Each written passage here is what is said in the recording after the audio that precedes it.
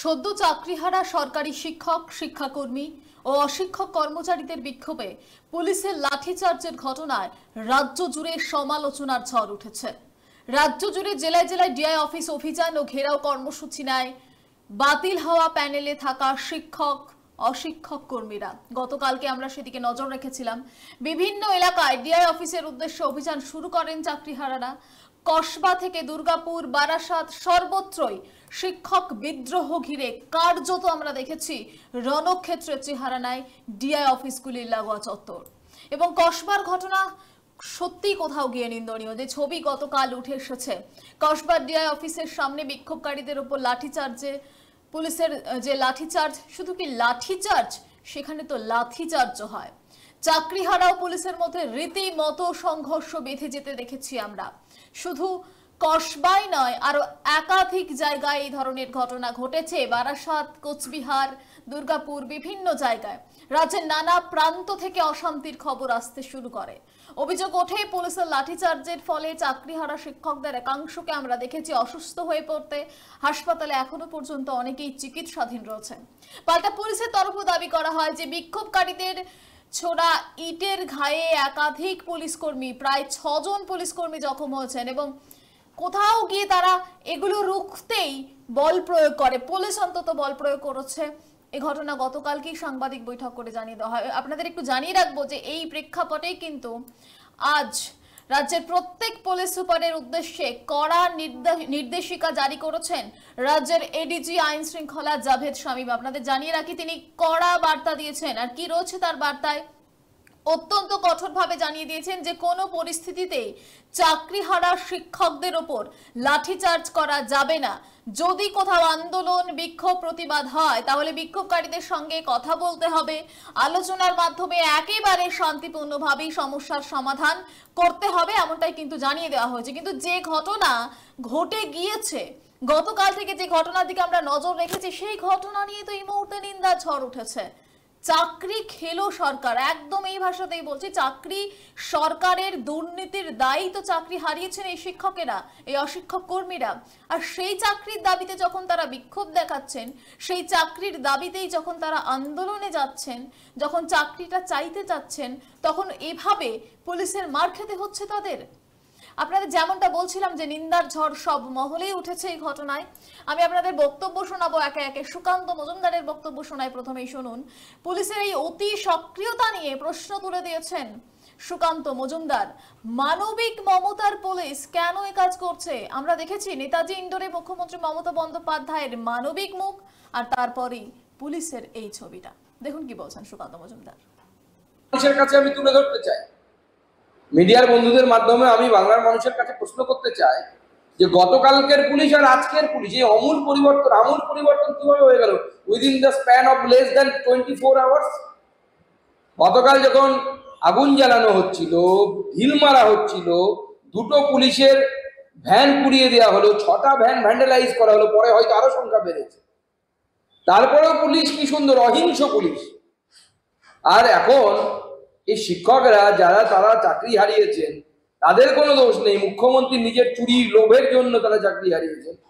আর তারা বিক্ষোভ দেখাতে গেছেন গণতান্ত্রিক পদ্ধতিতে। তারা হিংসা করেননি, টায়ার জ্বালাননি, কিচ্ছু করেননি, কোনো রাষ্ট্রীয় সম্পত্তির ক্ষতি করার চেষ্টা করেননি, ভাঙচুর করেননি। তারপরেও যেভাবে আক্রমণ হয়েছে তাদের উপর, এটা অত্যন্ত লজ্জা, বাঙালি হিসেবে আমাদের লজ্জা। এবং আমার মনে হয় যে আজকে পুরো বাঙালি সমাজ লজ্জিত যে আমরা শিক্ষকদের তো মান সম্মানটাও নষ্ট করে ফেলেছি। আজকে স্কুলে যারা এসএসসি দিয়ে চাকরি পেয়েছে, তাদেরকে সাধারণ মানুষ জিজ্ঞেস করছে, যাদের চাকরি যায়নি তাদেরকেও জিজ্ঞেস করছে, মাস্টারমশাই আপনার চাকরিটা যায়নি তো, আপনি আবার ঘুষ দিয়ে চাকরি পাননি তো? আমার বন্ধুর সাথে এই ধরনের ঘটনা ঘটেছে। কি অবস্থা আজকে শিক্ষকদের, যে শিক্ষকদের আমরা পায়ে হাত দিয়ে প্রণাম করি, যাদেরকে রাষ্ট্র তৈরি কারিগর হিসেবে মনে করি, আজকে তাদের উপরে মমতা বন্দ্যোপাধ্যায়ের অপদার্থ পুলিশ লাঠি চালাচ্ছে। আর যে পুলিশ জঙ্গিদেরকে দেখলে, জিহাদিদেরকে দেখলে টেবিলের তলায় লুকিয়ে যায়, গর্তের মধ্যে ঢুকে পড়ে। মুখ্যমন্ত্রী বলছেন, ঘটনায় সমালোচনায় সরব হয়েছে সব মহল। মুখ্যমন্ত্রীকে আক্রমণ শানিয়েছেন বিকাশ রঞ্জন ভট্টাচার্য। বলেছেন মমতা বন্দ্যোপাধ্যায়ের সরকার দুর্নীতি করলো, সেই দুর্নীতির দায়ে চাকরি গেল এতজন শিক্ষকের, আর তারাই যখন চাকরির দাবি জানাচ্ছেন মমতা বন্দ্যোপাধ্যায়ের পুলিশই লাঠিচার্জ করছে। এটাই তো মমতা বন্দ্যোপাধ্যায়ের নীতি। এটাই স্বাভাবিক। মমতা দুর্নীতি করেছে, দুর্নীতি করে এদের চাকরির জীবনটা সর্বনাশ করেছে। এখন লড়াই করতে গেলে লাঠিচার্জ ছাড়া কী করবে? এটা তো মমতার নীতি। তাই এই পুরো বিষয়ের জন্য দায় হচ্ছে মমতা বন্দ্যোপাধ্যায়ের। তিনি দুর্নীতি করেছেন, টাকা দিয়ে শিক্ষকের চাকরি বিক্রি করেছেন। এখন কিছু ছেলেকে তিনি বিভ্রান্ত করছেন, তারা বিভ্রান্ত না হয়ে আন্দোলনের পথে গেছে, তাদের পেটাচ্ছেন। এই ঘটনায় যখন একদিকে গোটা রাজ্য জুড়ে নিন্দার ঝড় উঠেছে, শুধু রাজনৈতিক ব্যক্তিত্বরাই নয়, সামাজিক মাধ্যমে চোখ পড়লে দেখা যাচ্ছে সাধারণ মানুষ থেকে বুদ্ধিজীবীরা প্রত্যেকেই এই ঘটনায় নিন্দার ঝড় তুলেছেন, তখন তৃণমূল মুখপাত্রের মুখে একদম অন্য সুর। মুখ্যমন্ত্রীর আশ্বাস দেওয়ার পরেও কারা, ঠিক কোন উদ্দেশ্যে, পরিকল্পনা নিয়ে ঝামেলা করতে গেলেন প্রশ্ন তুলেছেন কুণাল ঘোষ।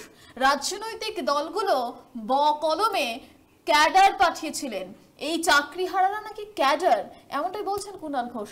এতে করে কি আইনি জট খুলবে প্রশ্নও তুলেছেন তিনি। দেখুন, সুপ্রিম কোর্টের রায় যে চাকরিহারা শিক্ষক, শিক্ষিকা, শিক্ষাকর্মী, তাদের পাশে মাননীয় মুখ্যমন্ত্রী রয়েছেন, সরকার রয়েছে, এবং তাদের চাকরি সুরক্ষার জন্য যা যা ব্যবস্থা করার আইনি সমস্ত রকম চেষ্টা করা হচ্ছে। এবং সেটা মুখ্যমন্ত্রী নিজে দাঁড়িয়ে সবেমাত্র সকলের সামনে পরিষ্কারভাবে বলেছে। তারপরে কারা, কোন উদ্দেশ্যে, অর্গানাইজড ভাবে, পরিকল্পনা নিয়ে ডিআই অফিসগুলো বা এই শিক্ষা দপ্তরের এই অফিসগুলোতে ঝামেলা করতে গেলেন, কেন সেখানে গিয়ে ভাঙচুরের চেষ্টা হলো, কেন সেখানে গিয়ে গেট ভেঙে ঢোকার চেষ্টা হলো, ওটাই কি সুপ্রিম কোর্টের আইনি জট খুলবে? সুপ্রিম কোর্টের আইনি জটটা খোলার জন্য তো মুখ্যমন্ত্রী চেষ্টা করছেন, যা যা বলার বলছেন, একটু সময় তো দেবেন। মুখ্যমন্ত্রী যে সমাধান করার চেষ্টা করছেন সেটা যাদের সহ্য হয়নি, সেই রাজনৈতিক দলগুলোই বকলমে ক্যাডার পাঠিয়েছিল কিছু, আর কিছু লোক যারা যন্ত্রণা বিদ্ধ, তারা তাদের আবেগে বিভ্রান্ত হয়ে গেছেন। যাবেন কেন ওখানে যেখানে সরকার, মুখ্যমন্ত্রী বলেছেন চেষ্টা হচ্ছে, একটু দেখুন তাতে কি হয়। তার বদলে এইভাবে অর্গানাইজড ভাবে পাঠিয়ে দেয়া হলো, ভাঙচুরের চেষ্টা হলো, গেট ভেঙে ঢোকে। আচ্ছা, ওখানে কাগজপত্র যদি ৯-৬ হতো, তাহলে কতজন শিক্ষক, শিক্ষিকা বা শিক্ষাকর্মীর জীবনে তাদের জরুরি নথিপত্র এদিক ওদিক হয়ে যেতে পারতো বলুন তো। এবার সেখানে গেছেন, হিংসাত্মক আচরণ করেছেন, পুলিশকে আক্রমণ করেছে, পুলিশকে পিটিয়েছে, অনেকক্ষণ ধরে পুলিশ সহ্য করেছে। এরপর পুলিশ কিছুটা তারপরে ব্যবস্থা নিতে বাধ্য হয়েছে, এবং ওই তর্কাতর্কিতে যে পুলিশ কর্মী মার খেয়েছেন। গতকালের সকালটা শুরু হচ্ছিল একরকম ভাবে, শেষ হয়েছে অন্যরকম ভাবে। কেন বলছি? কারণ গতকালের সকালে প্রত্যেকে নজর যেদিকে ছিল, যে কোথাও গিয়ে এই চাকরিহারাদের কথা ভেবে রাজনীতির ঊর্ধ্বে গিয়ে আমরা দেখতে পাবো ব্রাত্য বসুর সঙ্গে বিজেপির সাংসদ এবং প্রাক্তন বিচারপতি অভিজিৎ গাঙ্গুলির একটা বৈঠক। আর সেই বৈঠকের ফর্মুলা, যে ফর্মুলার কথা বারংবার অভিজিৎ গাঙ্গুলি বলে এসেছেন, সেই ফর্মুলা দেওয়া হবে। এসএসসি সে কথা ভাববে, যোগ্য অযোগ্য কোথাও গিয়ে পৃথকীকরণ করা যাবে কিনা সেই ফর্মুলার মাধ্যমে, সেটা উঠে আসার দিকে নজর ছিল। কিন্তু শেষটা হয়েছে অন্যভাবে। যেমনটা আপনাদের বলছিলাম, কসবার ঘটনা, বারাসতের ঘটনা, কোচবিহারের ঘটনায় কোথাও গিয়ে আমরা দেখেছি যে দুপুর 2টো নাগাদ যেখানে বিকাশ ভবনে গিয়ে শিক্ষামন্ত্রীর সঙ্গে দেখা করে যোগ্য অযোগ্য বাছাইয়ের ফর্মুলা দিয়ে আসার কথা ছিল অভিজিৎ গাঙ্গুলির, কিন্তু না, তিনি কসবার যে ঘটনা ঘটেছে সেখানে চাকরিহারা শিক্ষকদের উপর যে পুলিশের লাঠিচার্জ হচ্ছে, তারই প্রতিবাদে শিক্ষামন্ত্রীর সঙ্গে যে পূর্ব নির্ধারিত বৈঠক তার রীতিমতো ভেস্তে দেন। এবং তিনি একদম, অভিজিৎ গাঙ্গুলি বলে দেন যে তিনি এটা যাচ্ছেন না। কেন যাচ্ছেন না? কারণ সরকারের কোনো সৎ ইচ্ছেই নাকি নেই। যদি থাকতো তাহলে এই ঘটনা, মানে কসবার ঘটনা, সামনে আসতো না। তারপরেই ফর্মুলার চিঠিও তিনি একদম প্রকাশ্যে ছিঁড়ে ফেলেছেন এবং বলে দিয়েছেন যে যেভাবে চাকরিহারাদের ওপর, শিক্ষকদের ওপর পুলিশের লাঠিচার্জ তা কখনোই মেনে নেওয়া যায় না, যে কারণেই এই বৈঠক তিনি ভেস্তে দেন। আর তারপরে তিনি এসএসসি ভবনে যান এবং সেখানে গিয়ে চেয়ারম্যানের কাছে সঙ্গে কথা বলেন, কি উঠে আসে সে নিয়ে বক্তব্য দিয়েছিলেন। শোনাবো আরো একবার সেই বক্তব্য। স্কুল সার্ভিস কমিশনের চেয়ারম্যান শ্রী সিদ্ধার্থ মজুমদারের সঙ্গে কথা বলেছি আধ ঘন্টার উপরে। আমরা তাকে আবেদন করেছি এবং অনুরোধ করেছি যে আপনার কাছে যে মিরর ইমেজ আছে, যেটা সিবিআই এর থেকে আপনারা পেয়েছেন, সেইখান থেকে আপনারা যোগ্যদের এবং অযোগ্যদের ওএমআর শিট পাবলিশ করুন এবং একটা লিস্ট তৈরি করুন যোগ্যদের এবং অযোগ্যদের। সেই দুটো লিস্ট নিয়ে আপনারা সুপ্রিম কোর্টে উপযুক্ত আইনি পদক্ষেপ নিন, যাতে সুপ্রিম কোর্টের নজরে একটা আনা যায় যে বহু যোগ্য প্রার্থী যারা ভয়ঙ্কর বিপদে পড়েছেন, যাদের জীবন মরণ সমস্যা হয়ে গিয়েছে, তাদের স্বার্থ সম্পূর্ণ সুরক্ষিত করা যায়, এই কথা বলেছি। উনি অত্যন্ত সহানুভূতির সঙ্গে সেটা শুনেছেন এবং তিনি তার যারা আরও অন্যান্য অফিসার আছেন এবং ওপর মহলের কর্তারা আছেন তাদের সঙ্গে কথা বলে একটা সিদ্ধান্ত নেবেন। তবে আমরা আশা করি তিনি এই যোগ্য এবং অযোগ্যদের লিস্ট পাবলিশ করে দেবেন, 1 নম্বর। দ্বিতীয় হচ্ছে, আমি যখন এখান থেকে বেরোচ্ছিলাম তখন একটা আশ্চর্য খবর শুনলাম। আমরা রাজনীতির ঊর্ধ্বে উঠে একটা ভদ্রজনোচিত আচরণ চাইছিলাম রাজ্য সরকারের কাছ থেকে, যাতে আমরা আমি শিক্ষামন্ত্রীর সঙ্গে যোগাযোগ করে কালকে একটি টিভি চ্যানেলে যেরকম প্রস্তাব হয়েছিল গিয়ে সেই চিঠি আমি তৈরি করে বাড়ি থেকে এনেছিলাম। কিন্তু আজকে রাজ্য সরকার যে অসহিষ্ণুতা দেখিয়েছে, টিচারদের ওপর যেভাবে নৃশংসভাবে লাঠিপেটা করা হয়েছে কসবায় এবং বিভিন্ন জায়গায়, এবং গন্ডগোল শুরু হয়েছে বারাসাতে, এই যে খবর আমরা মিটিং করে বেরোনোর সময় পেলাম, তার পরিপ্রেক্ষিতে আমরা মনে করছি যে আর এই ভদ্রজনোচিত আচরণ করে কোনো লাভ নেই। এই যে রাজনীতির ঊর্ধ্বে উঠে বিষয়টাকে সমাধান করার কথা বলেছিলাম, সেটা কিন্তু যদি শিক্ষকদের ওপর লাঠি চালনা করা হয়, পুলিশ নৃশংসভাবে লাঠি চালায়, তাহলে বুঝে নিতে হবে যে প্রশাসনের সদিচ্ছা নেই। যে সদিচ্ছা আমরা দেখিয়েছিলাম সেই সদিচ্ছার ভয়ঙ্কর অভাব বা তার একেবারে অনুপস্থিতি। এই পরিস্থিতিতে আমরা মনে করছি যে বিকাশ ভবনে মাননীয় শিক্ষামন্ত্রীর সঙ্গে দেখা করে এই চিঠি জমা দেওয়া সম্পূর্ণ বাতুলতা। অভিজিৎ গঙ্গোপাধ্যায় কথা দিয়েও বিকাশ ভবনে না যাওয়ায় তার সেই রাজনীতি তাকেই ফিরিয়ে দিয়েছেন ব্রাত্য বসু। প্রশ্ন ছুড়ে দিয়েছেন, নিজেই কি রাজনীতির ঊর্ধ্বে উঠতে পারলেন না, আর তাই জন্যই তড়িঘড়ি বাতিল করতে হলো বিকাশ ভবনের বৈঠক? কি বলেছিলেন ব্রাত্য বসু, শোনাবো আরো একবার। সাংসদ জাস্টিস অভিজিৎ গাঙ্গুলি চেয়েছিলেন, মুখ্যমন্ত্রী কাছে তিনি একটা আবেদন করেছিলেন। আমি বলেছিলাম যে মিডিয়ার কাছে আবেদন না করে লিখিতভাবে আবেদন করুন। তিনি আমার কাছে মুখ্যমন্ত্রী চিঠি দিতে আসারই কথা ছিল। অর্থাৎ তারপরেও তিনি এলেন না। মানে আমার একটা লোককবিতার পংক্তি মনে পড়ছে, লোকগানের, তুমি সর্প হয়ে দংশন করো, ওঝা হয়ে ঝাড়ো। তুমি সর্প হয়ে দংশন করো, ওঝা হয়ে ঝাড়ো। মুখ্যমন্ত্রীর কাছে উনিই বলেছিলেন আসবেন, মুখ্যমন্ত্রীকে চিঠি দেবেন আমার মাধ্যমে, মুখ্যমন্ত্রীর কাছে এটার একটা বিচার চাইবেন। তারপর উনি ব্যাক আউট করলেন এবং এই যুক্তিটা কোনো যুক্তি হতে পারে না যে যুক্তি উনি বলছেন। শিক্ষা দপ্তর পুলিশ প্রশাসনের সঙ্গে কোনোভাবে যুক্ত নয়। ফলে উনি আমার সঙ্গে দেখা করে এবং ওনারই দেওয়া সময় আমি সেই সময় বসেছিলাম তো উনি এলেন না, ওনার এটা ব্যাপার, উনি দলীয়ভাবে কোনো বিপদে পড়লেন কিনা, দলীয় কোনো প্রতিবন্ধকতা তৈরি হলো কিনা, দল ওকে বারণ করলো কিনা, পরে এই ক্ষেত্রে ওনার কোনো অসুবিধা হবে কিনা এটা উনিই বলতে পারবেন। কিন্তু আমরা ওনার জন্য হাত বাড়িয়ে বসেছিলাম। অন্যদিকে চাকরিহারাদের ওপর পুলিশের এই লাঠিচার্জ নিয়েও মুখ খুলেছেন ব্রাত্য বসু। শোনাবো তাও আপনাদের। তিনি বলছেন, একদিকে তারা আলোচনা চাইবে, আবার অন্যদিকে ধ্বংসাত্মক আন্দোলনের দিকে যাবে। দুটো তো সমানভাবে হতে পারে না। যদিও পুলিশের ব্যাপার নিয়ে তিনি একটিও কথা বলতে চাননি। দেখুন, এটা তো একটা বিচ্ছিন্ন পার্ট নয়।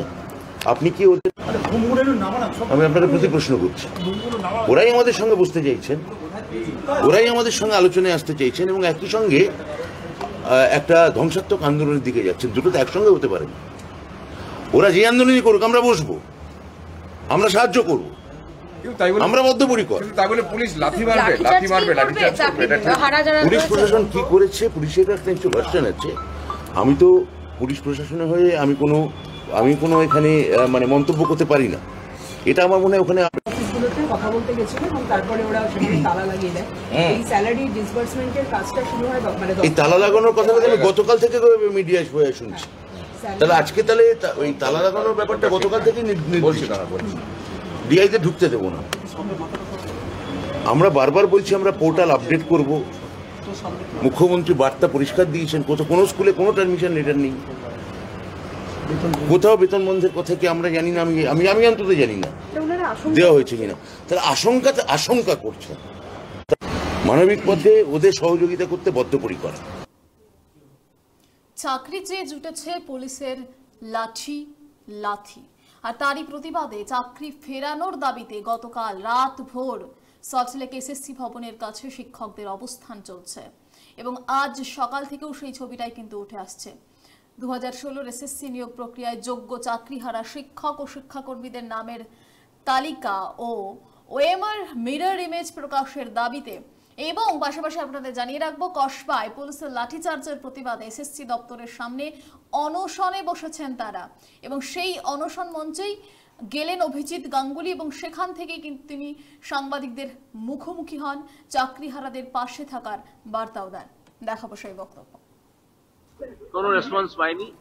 আমাকে আলাদা করে বা আমরা যারা গিয়েছিলাম আমাদের আলাদা করে রেসপন্স করবে তা আমি মনে করি না। আমরা ওনাদের ওয়েবসাইটটা দেখবো, ওনারা পাবলিশ করলেন কি করলেন না। একটু ওয়েট করুন, আমরা আজকে সন্ধ্যাবেলায় বলে দেবো কি পদক্ষেপ হবে।